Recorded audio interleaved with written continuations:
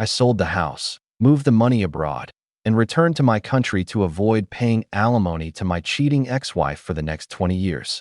While my son is with me, my daughters are 90% with their mother.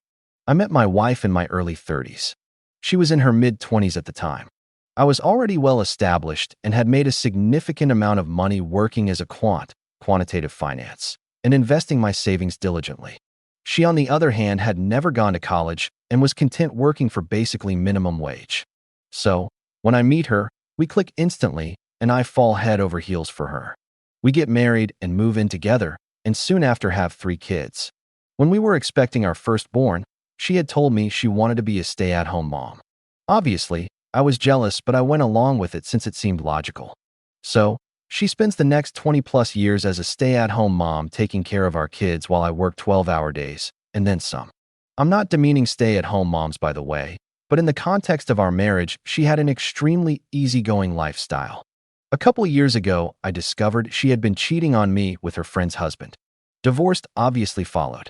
The only major asset we had in the US was our house, which was a premarital asset.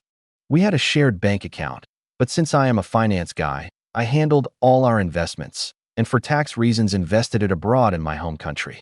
Now, if we had just grown apart, or she said she was unhappy, I'd have no problem paying what's fair. But the fact she cheated on me is what makes me resent paying her a cent. So, in the divorce, she is awarded half of our investments made during marriage, more than 90% of which are abroad and in my name, along with alimony for 20 years for 30% of my pay. So here I am given an opportunity to get out of this entirely by moving back to my home country and never looking back. So, I sell our house as fast as possible, move the money abroad, and move back to my home country while stringing her along about why it's taking so long to liquidate our savings.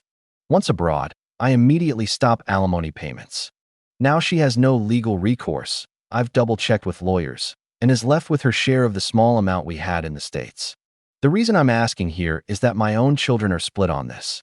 My son is on my side 100%, while my daughters are 90% on their mother's side.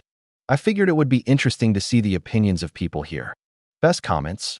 OP, give more information in the comments section. As long as you're contributing to your children's needs, no problem. Definitely. I'll always be there for them. Except physically, for obvious reasons. Quick question, what did your lawyers say about visiting the US to see your kids? If you're not a citizen, can you even be forced to pay? I did get citizenship, but I renounced it when I returned home for legal reasons. Dual citizenship is not a thing here. They basically said not to return at all to be safe. You want to leave someone you shared your life with for decades, someone who raised your children destitute. I understand me being an asshole and will not dispute that. But care to explain why a cheater with a loving family isn't also an asshole? She's an asshole for cheating, but not for expecting you to pay as the courts determined you should. Your resentment towards her for staying at home is part of this. You made that choice together for the good of your kids. Let go of the resentment for it. It's not hurting her anymore, just you. As I said, if we had grown apart and she just wanted a divorce, I'd have no problem paying what was fair according to the courts. It's a combination of having been given an easy life through my hard work and then going behind my back to sleep with another man, who I thought was a friend. I really don't want people here to conflate how hard my wife was working as a stay-at-home mom and what other stay-at-home moms do. As we were very well off financially, the situations aren't comparable to the typical situation. We literally had a maid to do cooking/housework for most of our marriage. She was a stay-at-home mom with a maid who did much of the work.